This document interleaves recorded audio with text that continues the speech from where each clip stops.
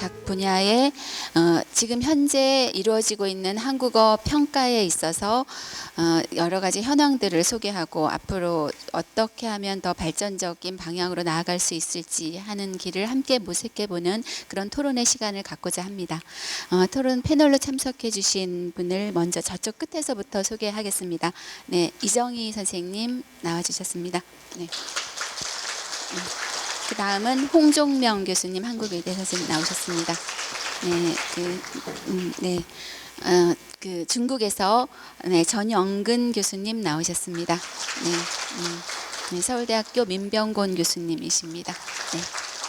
저도 이제 앉아서 진행하겠습니다. 저희 제목이 목적별 한국어 평가라고 했는데 사실 우리가 학습자를 목적별로 많이 나누고 있지만 그 각각의 목적별로 어떤 공인된 평가가 일관되게 또 균등하게 준비가 되어 있는 현황은 아니어서 저희가 그동안 지금 현재 시행되고 있는 그리고 또 앞으로 시행될 것과 관련된 그런 평가 분야에 깊이 관여하시고 연구를 많이 하신 선생님들을 모셨고요. 지금 국내외라고 말씀을 드려서 크게는 중국과 미국이 해당이 되게 됐었는데 먼저 중국에서 오신 전영근 선생님께 마이크를 넘겨서 중국에서 시행되고 있는 여러 가지 평가, 크게 4가지라고 하시는데요. 거기에 대해서 아주 간략하게만 말씀을 듣도록 하겠습니다. 중국의 각 대학교들에서 한국어과를 이제 많이 개설을 했는데요. 2017년도까지 개설된 대학이 271개로 지금 통계가 되었습니다. 여기 271개에 이제 3년제가 포함이 됐고요. 학생 수는 대체적으로 한 3만 5천 명 정도가 되고요. 이외에 또 다른 목적으로 이제 한국어를 학습하고 있는 학습자들까지 합치면은 한국어 학습자가 상당수를 차지하고 있습니다. 학생이 많으니까 평가 시험이 없는데 중국에서는 이제 제가 보니까 네 개의 평가 시험이 있습니다. 그 중에 하나는 이제 한국어 능력 시험인데요. 토픽이죠. 해마다 이제 4월과 10월에 2번 실행이 되는데 광동성에서만 이제 응시생이 번마다 2,000명을 초과하고 있습니다. 그러다 보면은 전국적으로 몇만 명이 될지도 모르죠. 그래서 제일 큰 이제 한국어 평가 시험이라 할 수 있겠고요. 두 번째 시험은 이제 직업 한국어 능력 시험이라고 해서 OK 텍스트가 있는데요. 2010년도에 중화인민공화국 인력자원과 사회보장부라는 기구에서 이 인가를 받아가지고 이제 실행하는 이제 시험입니다. 이 시험은 중국 16개 지역에 시험장이 설치되어 가지고 2010년부터 이제 시험을 치르기 시작했는데 지금까지 응시생이 4,000명밖에 안 됩니다. 결국 많은 응시생이 이제 그만큼 이제 많은 학생들이 응시를 하고 있지 않다는 거죠. 영향력이 별로 높지 않은 그런 이제 시험이고요. 세 번째는 이제 작년인가 재작년부터 이제 실행된 통번역 시험입니다. 이거는 이제 국제통번역협회에서 중국의 이제 16개의 시험장에서 시험을 보는데 지금까지 응시생이 200명에서 300명 정도밖에 안 된다고 합니다. 그 외에 이제 중국에서 제일 큰 이제 한국어 능력 평가 시험은 또 중국 한국어 전공 4-8급 시험입니다. 중국에는 이제 대학교 외국어 전공 4급과 8급 시험이 있습니다. 그러니까 외국어 전공하는 학생들이 이제 4학기와 8학기에 치러지는 시험입니다. 이 시험은 어떤 대학에서는 8급 시험을 넘어야 졸업할 수 있는 그런 조건으로 보고 있거든요. 그리고 이제 교육부에서 이 대학교 외국어 교육 수준이 어느 정도나 그 기준을 바로 이 4-8급 시험으로 보고 있습니다. 그래서 중국이 지금 4-8급 시험을 보고 있는 외국어는 이제 한국어, 영어, 불어, 독어, 스페인어, 러시아어, 일어, 아랍어 8개 언어입니다. 이제 그래서 한국어는 이제 한국어 교육연구학회에서 이제 주관해서 2010년부터 이제 이 시험을 보게 되었어요. 그래서 작년에 2018년 기준으로 해서 4급 시험에 62개 대학교 2,406명이 이제 이 시험을 봤고요. 8급 시험은 57개 대학교 1,630명이 이 시험을 봤습니다. 이 시험은 이제 주로 대학교에서만 보거든요. 그래서 4급과 8급 시험이라고 했고요. 시험은 이제 말하기 평가를 제외한 듣기, 어휘, 문법, 읽기, 인문 지식, 번역, 쓰기 6개 내용으로 나눠져 있습니다. 시험 총점은 150점인데 4급 시험은 이제 150분 보고요. 8급 시험은 180분을 보고 있습니다. 이것이 이제 지금 중국에서 치러지는 4개의 이제 평가 시험이고요. 문제점이라면은 첫째, 평가 시험에 말하기 평가가 없다는 거죠. 그래서 앞으로 이에 필요한 이제 연구와 이제 개발이 필요한 것 같습니다. 두 번째는 시험 내용으로 보아서 한국어 능력 시험이나 직업 한국어 능력 시험은 별로 큰 차이가 보이지 않고 있다는 겁니다. 직업 한국어 능력 시험이라고 해서 뭐 직장이나 혹은 취직에 관계되는 내용이 돌출하게 포함되어 있지 않고 어찌 보면은 토픽하고 비슷하다는 그런 느낌이 들고요. 이것이 두 번째 이제 문제점이고요. 세 번째는 이제 중국 정부 이제 앞에서 말한 인사부라 하거든요. 런스부. 이런 기구의 인가를 받은 영향력이 있는 한국어 평가 시험이 필요합니다. 제일 필요한 시험은 통번역 시험이거든요. 근데 지금 치러지고 있는 이제 ITT 그 통번역 시험은 인사부의 인가를 받지 않은 그런 시험입니다. 인사부의 인가를 받게 되면은 중국 정부의 각 기관이나 기업들에서 이제 승진이나 이제 월급 인상에 다 필요하거든요. 그래서 만약 이 시험이 이제 인사부의 인가만 받게 되면은 중국에 이제 한국어 학습자뿐만 아니라 중국에서 살고 있는 조선족들도 이 시험이 엄청 필요한데 많은 이제 응시생이 있지 않을까 싶습니다. 저희 토론은 여기까지 하겠습니다. 네, 중국의 현황을 잘 말씀해 주셨는데요. 한국에서 실시되는 시험과 달리 인문 지식 그리고 이제 번역 시험이 포함되어 있다는 것이 특징적으로 보입니다. 그런데 이제 통번역이 필요한데 통역은 아니고 번역이다. 역시 이제 쓰기 읽기와 관련된 부분만 해당이 되는 것 같습니다. 말하기 시험이 없다는 것이 중국 현재 평가에서 좀 문제인 것 같다. 이렇게 하는데 토픽도 아직은 말하기가 없지만 지금 민병곤 선생님께서 말하기와 관련해서 연구를 진행 중이시니까 그 부분에 대해서 좀 말씀해 주실 수 있을 것 같습니다. 네. 예, 지금 말씀해 주신 대로 우리나라에서 한국어 능력 시험과 관련해서는 그 일반 목적에 좀 가까운 토픽 시험이 있고 그 다음에 이제 뭐 고용 허가제 목적의 시험도 있고 또 그 귀화자들의 국적 취득을 위한 시험들도 있고 하기는 한데요. 공통적으로 이제 시험이 아주 일반 목적 그 토픽 같은 경우에 이제 사용 목적에 따라서 좀 세분화되어 있지 않다 보니까 실제로 그 시험 결과를 활용하는 입장에서 좀 어려움을 겪는 경우가 있는 것 같습니다. 그래서 이제 제가 대학에 있으니까 대표적으로 그 토픽 시험을 응시하고 유학을 오는 학생들의 이제 한국어 실력을 이렇게 그 토픽으로 측정을 하게 되는데 그 대학에서 학생들을 가르칠 때 또 학생들이 대학에서 실제로 공부를 할 때 그 말하기 그 영역이 포함되어 있지 않기 때문에 의사소통하는 데 실제로 어려움을 그 많이 겪기도 하고 또 그 선발한 그 교수들의 입장에서 볼 때에도 학생들이 충분히 의사소통할 능력을 갖추고 있지 못해서 그 선발하는데 그 토픽 시험만 가지고는 좀 어려움이 있다 이런 좀 문제 제기들을 많이 해 오셨습니다. 실제로 우리나라에 유학하는 그 유학을 오는 유학생들이 2016년을 기준으로 해서 약 10만 명을 넘어선 것으로 알고 있는데요. 이 학생들 중에서 이제 뭐 그냥 한국어 연수만을 목적으로 하는 경우를 제외하더라도 대학에서 공부를 계속할 목적으로 오는 학생들이 60% 이상이 된다고 합니다. 그러면 실제로는 학생들이 그 유학생들이 한국에 와서 그 수학할 수 있는 능력이 있는지를 좀 제대로 측정할 필요가 있겠는데, 아시는 것처럼 그 말하기 평가라고 하는 것이 현실적으로 시행상에 굉장히 큰 어려움을 안고 있기 때문에 그동안 이제 토픽에서는 그 말하기 영역을 제외하고 시험을 운영을 해왔습니다.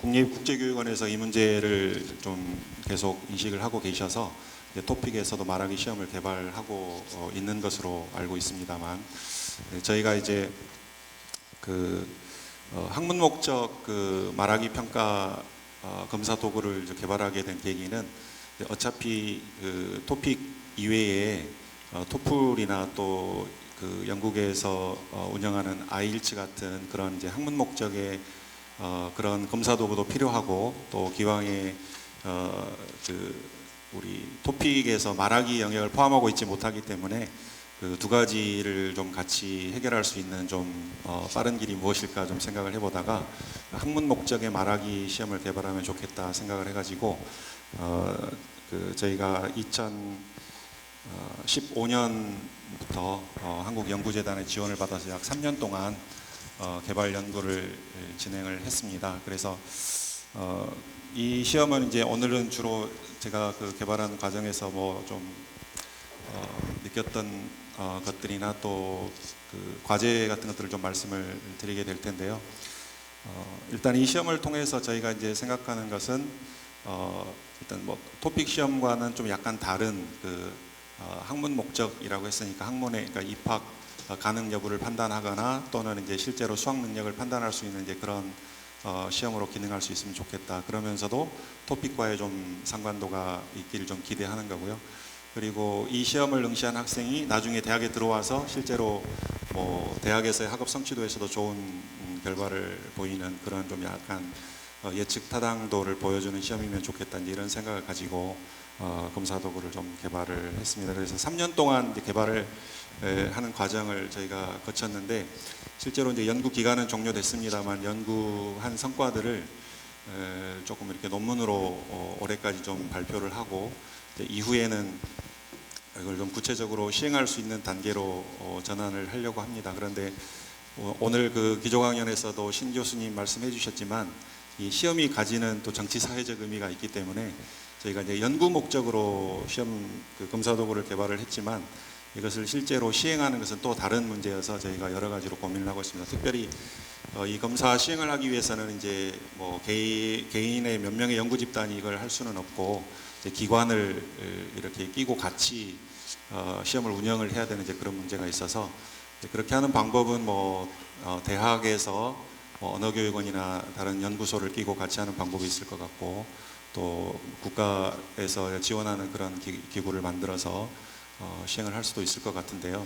어떤 경우든 그렇게 좀 공신력 있는 기관을 통해서 이 검사를 운영해야 될 것 같고, 그리고 실제로 이 검사를 운영하는 과정에서 이 한국교육에 종사하는 많은 분들이 좀 힘을 모아서 참여하지 않으면 이 검사를 온전히 운영하기 어렵겠다는 것을 미리 좀 생각을 하고 있습니다. 그런데 일단 저희가 그 좀 요구 조사를 해봤을 때는 저희가 조사한 대상 학생들이 대부분 이런 시험이 필요하다, 그리고 이런 시험이 있으면 응시해 보겠다, 이런 좀 긍정적인 반응을 많이 해주었습니다. 그리고 대학에서 가르치는 분들이나 또 그 입학 업무를 담당하고 있는 직원들의 경우도 이런 시험이 있으면 큰 도움이 되겠다, 이런 의견들을 주셔서 이 학문 목적의 시험, 특히 이 말하기 평가로 좀 특화된 이 시험이 좀 필요성도 인정되고, 그리고 실제로 개발을 해서 시행을 하게 되면 또 교육적으로 또 많은 그 긍정적인 의미들을 부여할 수 있겠다, 이런 생각은 하고 있습니다. 조금 있다가 또 계속해서 말씀드리겠습니다. 네.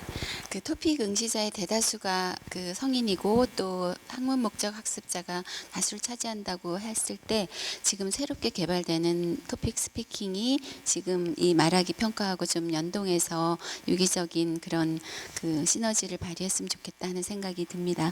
네, 지금 그 물론 해외에서는 그 구분 학습자의 구분이 연령층에 따라 구분이 없지만 한국에서는 2012년 KSL 교육 과정이 생기면서 그 초중 고등학교 학생들을 대상으로 한 그런 한국 교육 과정이 공표되면서 거기에 따라 교재도 개발되고 평가도 또 나오고 이렇게 했는데요. 그중에 다문화 학생들 특히 중도 입국 자녀들을 포함한 다문화 학생 관련한 평가 도구를 개발하는데 함께 하셨던 홍종명 교수님께서 그 내용을 좀 말씀해 주시겠습니다. 네. 네. 한국외국어대학교 홍종명입니다. 지금 이제 부회장님께서 말씀해 주신 것처럼 이 한국 KSL 평가는 교육과정과 연동되는 평가라는 점에 이제 특징을 이제 가지고 있고요. 그래서 오늘 이제 말씀드리는 여러 이제 평가 모형 중에서 가장 목적성이 강한 평가라고 이제 볼 수 있는 그런 평가라고 이제 볼 수 있겠습니다. KSL 교육과정은 여러분들 잘 아시는 것처럼 2012년도에 사실은 이제 다문화 가정 자녀라고 하는 이제 모호하고 큰 범주로 대상 학습자를 설정했지만은 기본적으로 이제 이주민 자녀들, 중도입국 자녀를 비롯한 이주민 자녀들을 대상으로 하는 아주 단순한 식으로 표현하면 이제 랭귀지 프로그램이 되는 거죠.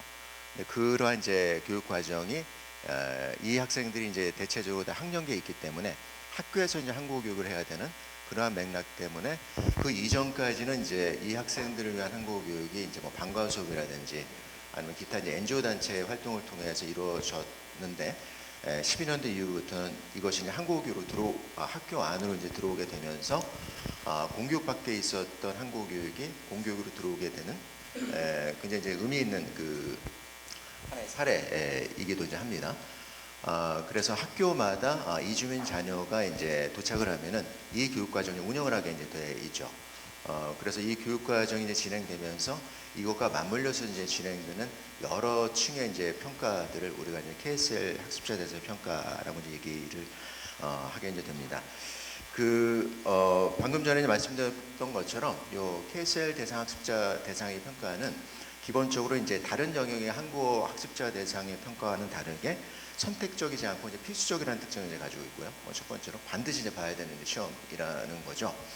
토픽 말하기나 이런 거는 학생이 선택적으로 이제 볼 수 있지만은 이건 교육과정 안에서 이제 운영되기 때문에 필수적인 성격이 있다라고 이제 볼 수 있겠고, 그 다음에 이제 아까 교육과정과 연동된 평가라고 했기 때문에 운영의 이제 교육과정 운영과 굉장히 밀접한 관련이 있는 평가라고 볼 수 있습니다.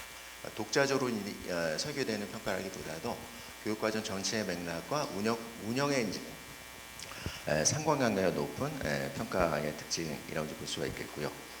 그 다음에 이제 그 교육과정을 운영하다 보니까 당연히 이제 성취도 평가 쪽에 가까운 평가이기도 하지만 결국에 이 교육과정 자체는 한국어 능력에 관련된 평가이기 때문에 숙달도 평가하고도 밀접한 관련이 있는 복합적인 또 성격을 가지고 있는 것이 이 KSL 학습자 대상 평가의 또 특징이라고 볼 수가 있겠습니다. 그 다음에 이제 마지막 이제 특징으로는 요거는 이제 한국에서만 나타나는 고유한 어떤 평가 틀이라기보다는 보편적인 유사성을 가진 평가라고 이제 볼 수가 있겠죠.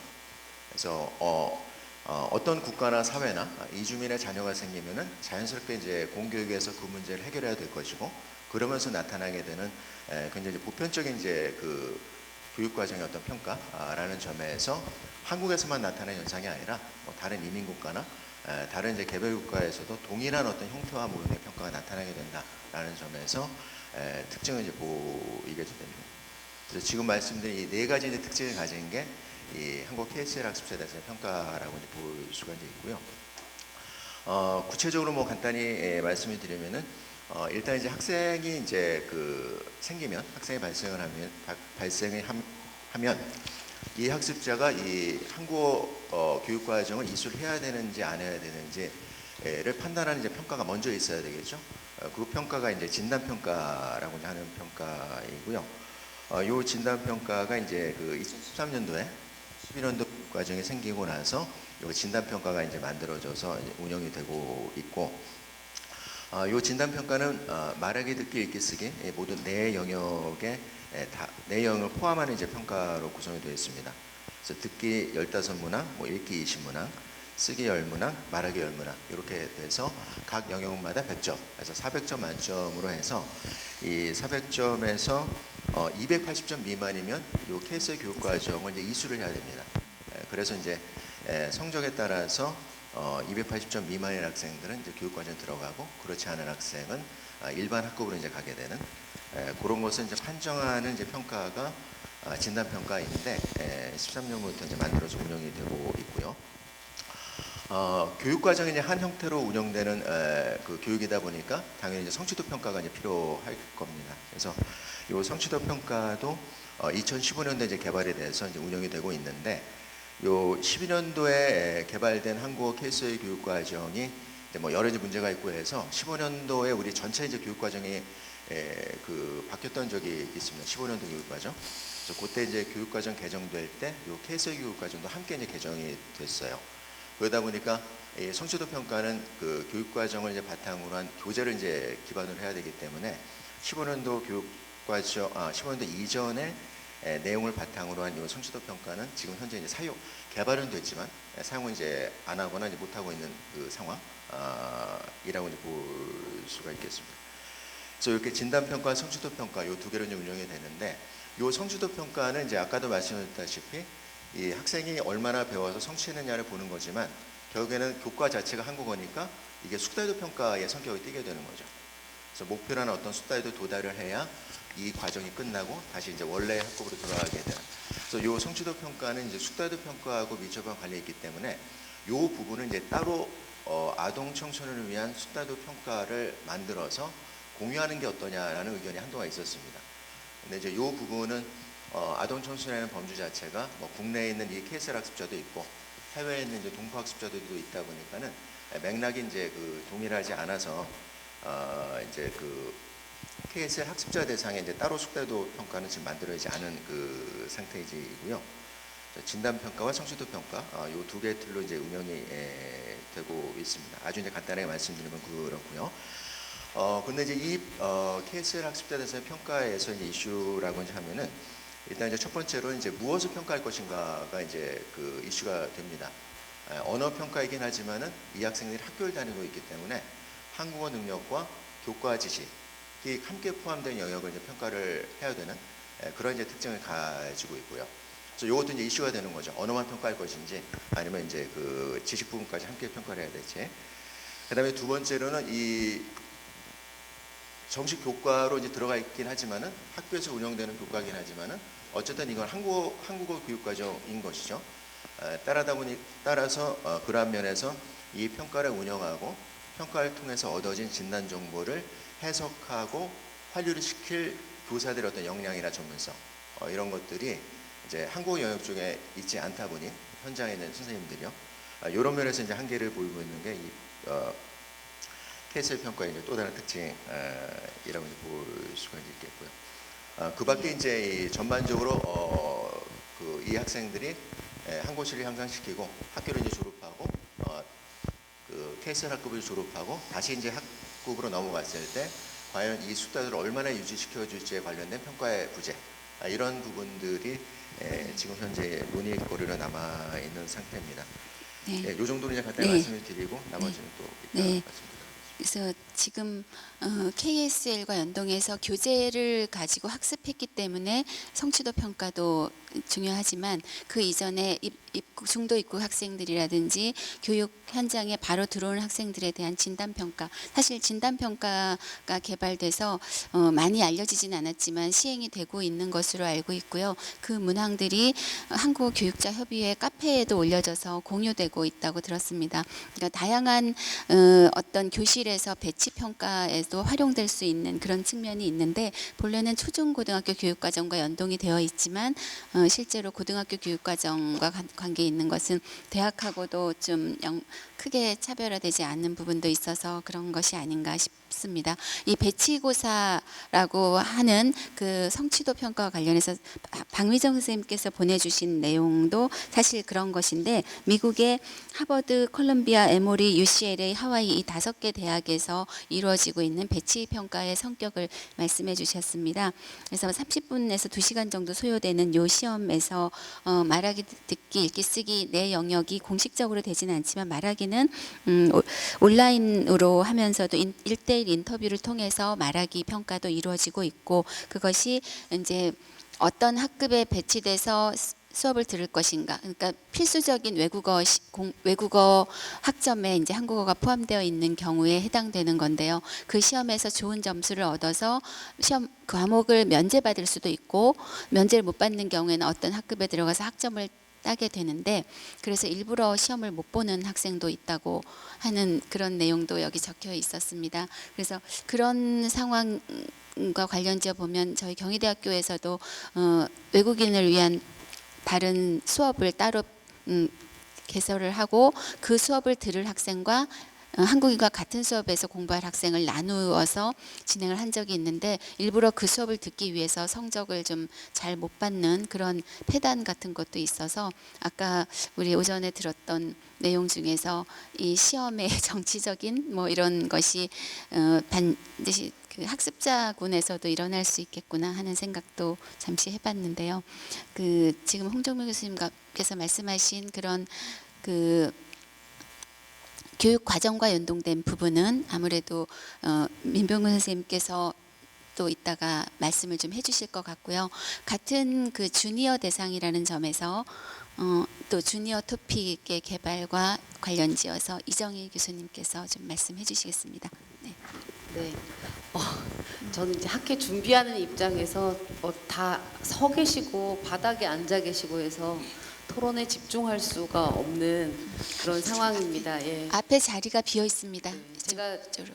주제 토론에 네. 나오지 않겠다고 계속 했으나 꼭 주니어 토픽을 얘기해야 된다고 우리 총무이사님께서 영을 주셔서 여기 앉아 있는데, 되게 여기가 다 회원분들이 어떻게 계시는지가 보여서 되게 불안합니다. 그리고 역대로 학회 프로그램 중에 지금이 제일 진지한 것 같아서 선생님들 숨소리도 잘 안 들리고, 예. 여기 주제 토론 준비하시는 선생님들이 아까 할 말이 없다, 되게 짧게 끝나겠다라고 했는데, 앞에 두 분은 6분 40초 정도 하셨고, 예, 홍정명 교수님은 나는 잠깐만 얘기하면 된다 그랬는데 8분 30초 말씀하셨습니다. 그래서 저는 정말 짧게 주니어 토픽에 대해서 말씀을 드리겠습니다.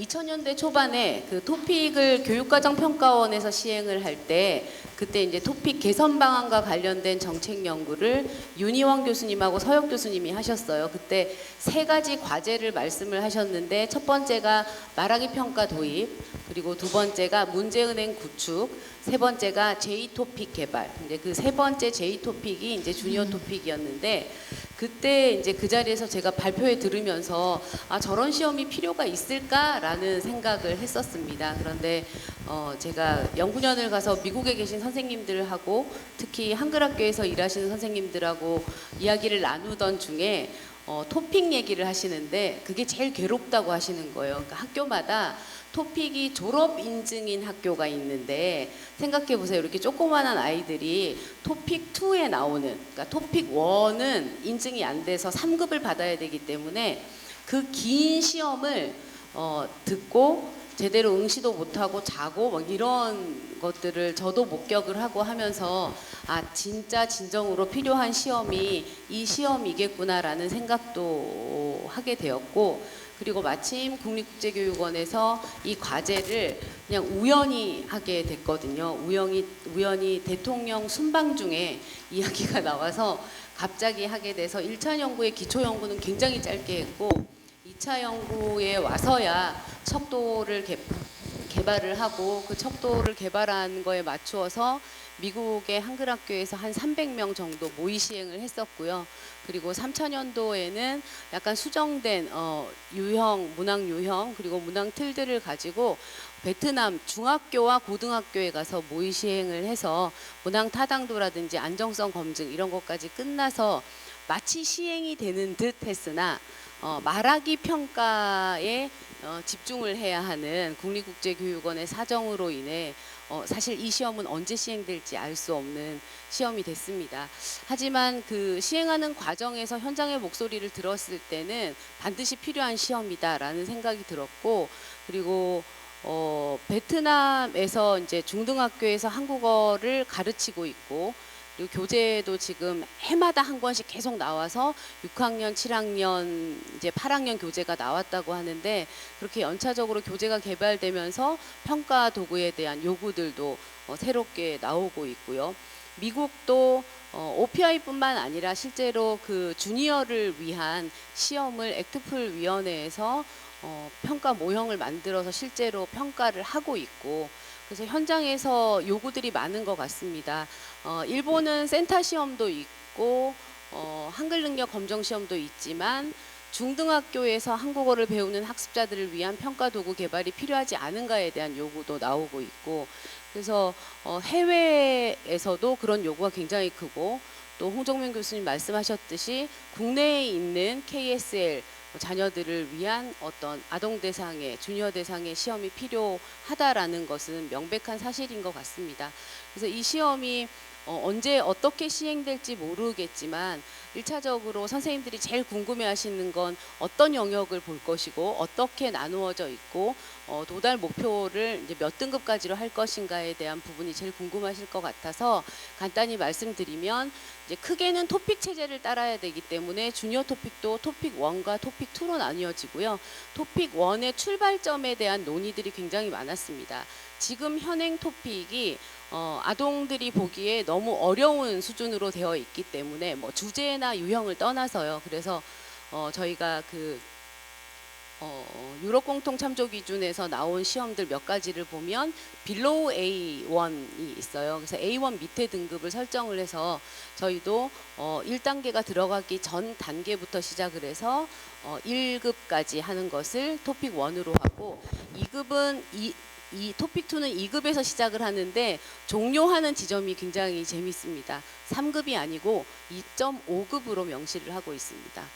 그 이유는 3급이 지금 고부담도 시험이어서 3급에 합격하면 대학에 입학을 할 수 있는데 자칫 현장에서 이 주니어 토픽이 3급이다라고 했을 때 주니어 토픽 3급을 합격한 학생이 그 합격증을 가지고 나 대학에 입학할 수 있지 않냐라는 그런 우려들이 국립국제교육원에서 있어서 저희가 주니어 토픽의 어떤 최종 도달점을 2.5급으로 했는데 이 부분은 앞으로 계속적인 논의가 필요합니다. 왜냐하면은 성인을 대상으로 한 숙달도에 대한 기술과 그리고 도달 목표에 대한 기술하고 그리고 아동을 대상으로 한 것은 명백히 달라져야 하는데 지금 기초 연구가 주니어 쪽은 많이 안 되어 있는 상황이어서 그런 자료의 수집 분석 이런 것들이 향후 계속되어야 할 것 같습니다. 네.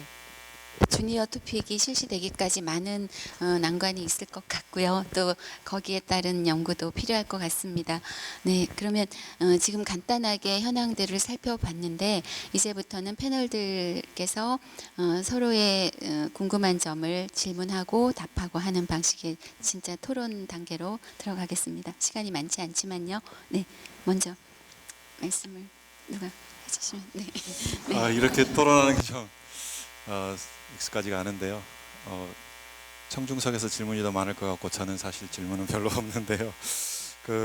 그래도 기회를 주셨으니까 우선 그 KSL 대상 그 시험하고 또 주니어 토픽하고도 약간 이렇게 대상이 겹쳐서 시험의 성격을 어떻게 차별화해야 되는지 좀 고민이 있으실 것 같습니다. 그 부분 한번 좀 말씀을 듣고 싶고요. 또 하나는 이제 저희도 그 고민하면서 좀 수준을 설정을 해보기는 했는데 이게 시험 그 검사 문항을 어떻게 만드느냐에 따라서 검사의 이제 난도가 달라질 수 있기 때문에 이 검사가 안정적으로 그 반복적으로 이렇게 시행이 되면서 안정적으로 일정한 그 같은 기준이 적용된 그런 그 검사 결과를 이렇게 보고하는 게 굉장히 중요한 것 같거든요. 그러니까 말하자면 어떤 수준이 뭐 패스다 페일이다를 결정하는 절대적인 어떤 그 점수 컷오프를 정해야 되는 문제가 굉장히 어려운 문제인데요. 그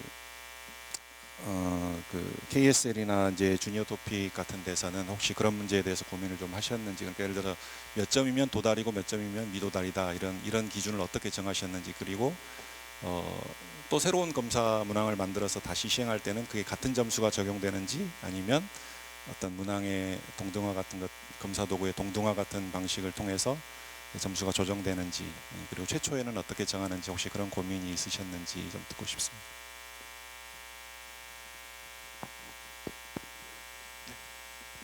제가 말씀드리고 그다음에 우리 이재용 교수님이 말씀해 주시는 걸로 하고요.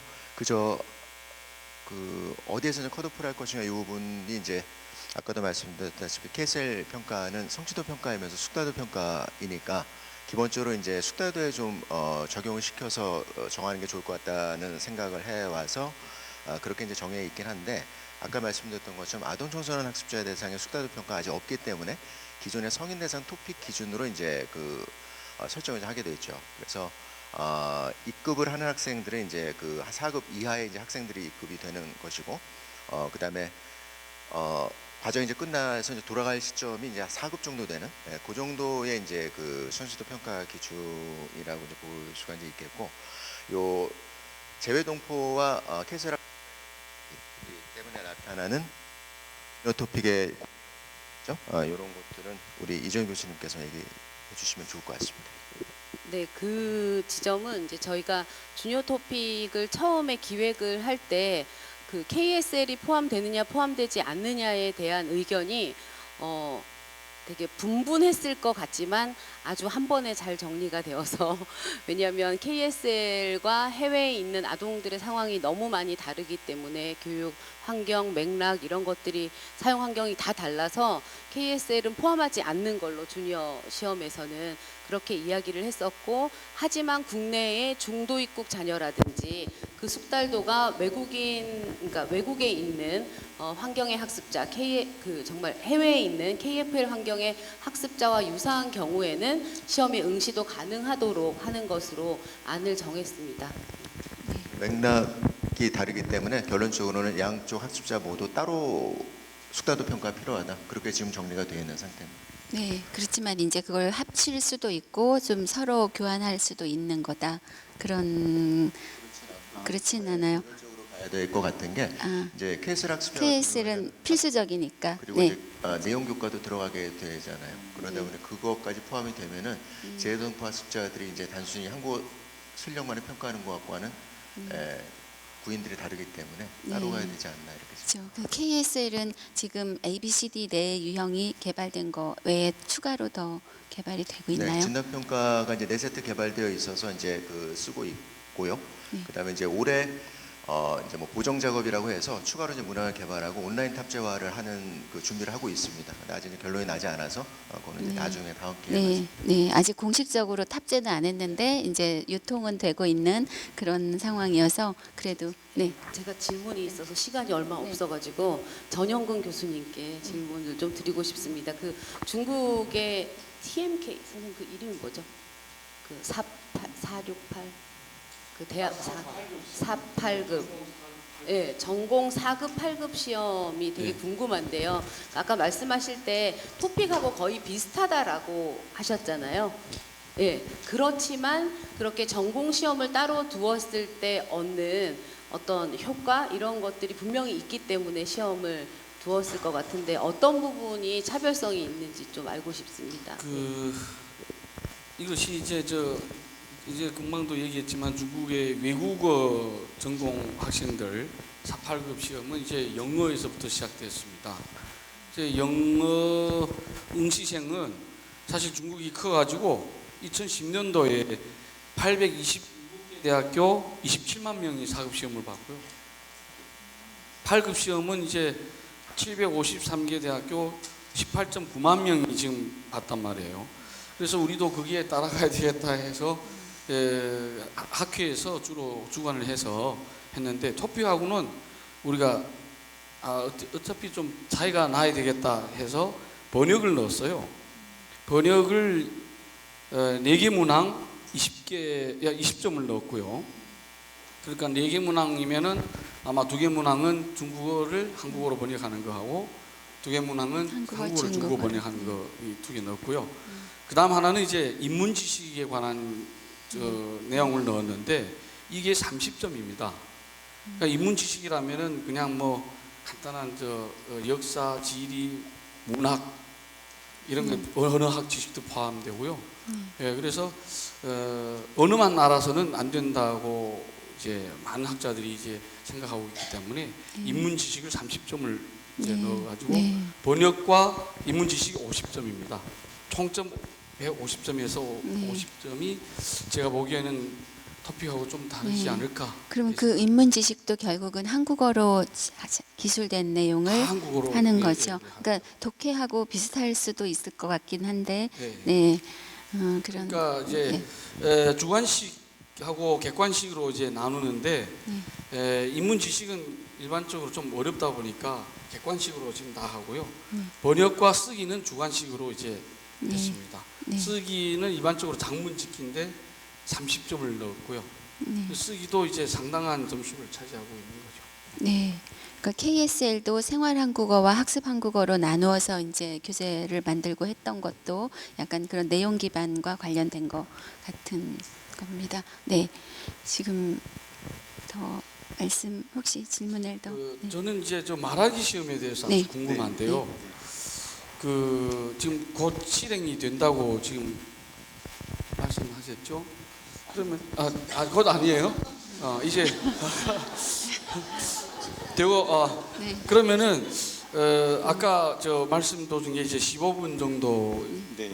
이제 시험을 보게 된다고 하는데 도대체 문항은 몇 개 정도로 지금 설정을 하고 있는지요? 예, 조금 더 말씀을 드리면요. 일단 시험 방식은 저희가 이제 초기에는 약간 좀 이원화해가지고 낮은 단계는 이제 그 컴퓨터 베이스로 하고 높은 단계는 인터뷰로 하려고 했는데 그게 이제 대규모 평가에서 아무래도 좀 어렵다고 판단이 돼서 다 그냥 컴퓨터 기반으로 저희가 개발을 했습니다. 그래서 일단 녹음을 하고 그게 이제 자동으로 녹음 파일이 전송돼서 채점자가 그걸 취합해서 채점을 하는 그런 방식이고요. 저희가 6문항을 전체 15분 정도로 범위 시간 안에서 이제 답변하는 그런 방식을 취했습니다. 그래서 뭐 그냥 원점수로만 하면 약 30점 정도 되고요. 구체적으로는 뭐 일단은 이제 공통으로 좀 이렇게 도입하는 아주 가벼운 문제에서 시작해서 좀 점차적으로 좀 난이도가 조금 올라가는 이제 그런 방향을 취하고 있고 이제 내용은 뭐 주로 그 대학에서 이렇게 뭐 강의 들을 때 그 제기될 수 있는 그런 이제 표현적인 그런 부분이나 약간 이제 구술형 그런 문제 그 흔히 볼 수 있는 그런 구술형 문제들이나 그 대학 그 캠퍼스 내에서 이루어진 그런 생활과 관련된 것들 이런 것들을 좀 포함해 가지고 좀 언어 사용의 목적을 설명, 설득, 서사 이렇게 좀 다양하게 포함시켜서 그 6개 과제로 그거를 배분해서 총 한 15분 정도를 그렇게 답변하게 했고요. 저희가 이거를 이제 토픽하고 이렇게 그 그러니까 한국어 일반 수준하고 이렇게 자기 보고한 수준하고 비교를 해보니까 약간 좀 상관관계가 0.4 정도 좀 약한 상관이 나왔고 그 다음에 실제로 그 이렇게 모의 강의 상황을 이렇게 좀 저희가 설정해가지고 가상의 수업을 해서 학생들이 실제로 그 발표하는 이런 장면들을 그 보여주게 하고 그리고 그걸 채점을 해서 보니까 그거는 조금 더 높은 0.5 이상의 상관이 나오는 것을 좀 확인할 수 있었습니다. 그래서 좀 다듬으면 일반 목적의 그런 한국어 능력과 그 다음에 이제 실제로 강의를 들으면서 학생들이 보여줄 수 있는 그런 표현 능력 또는 수학 능력과의 그런 상관관계가 높은 이제 그런 검사를 한국 목적 말하기 평가 도구를 만들 수 있겠다 그런 생각을 좀 하고 있습니다. 네, 기본적인 툴은 사실 15분이라는 점도 유사하고 그 토픽 말하기하고 연동해서 하면 좋을 것 같아요. 그렇게 하지 않으면 굉장히 자원 낭비도 될 것 같다는 그런 걱정도 됩니다. 네, 저희가 청중석의 질문을 받았으면 좋겠지만 저희 아침에 지연된 관계로 저희에게 주어진 시간보다 더 짧은 시간밖에 못 받아서 이 정도로 마무리를 해야 될 것 같습니다. 네, 평가라고 하는 것이 사실은 교육의 과정 속에서 필수적으로 이루어지는 것이고 무엇이 교육되었느냐가 먼저 있고 평가가 있다 이렇게 생각할 수 있지만 반대로 어떤 평가를 하느냐가 교육의 방향을 결정할 수도 있다. 필요하다 이런 생각을 했습니다. 최근 다른 여러 시험들 특히나 미국의 GRE 같은 경우에서 추구하는 바가 그 준비생들의 공부 방향을 결정하는 것처럼 그렇게 될 수 있으니까 정말 한국어를 실제적으로 잘 구사할 수 있는 그야말로 그 능력을 제대로 평가할 수 있는 그런 도구가 개발되고 거기에 맞춰서 교육이 이루어지는 방향이 되는 것이 가장 바람직하지 않을까. 정치 사회적인 목적으로 악용되지 않도록 하는 노력도 필요하지 않을까 하는 말씀을 드리면서 이 자리를 마무리하고자 합니다. 네, 경청해 주셔서 감사합니다. 네.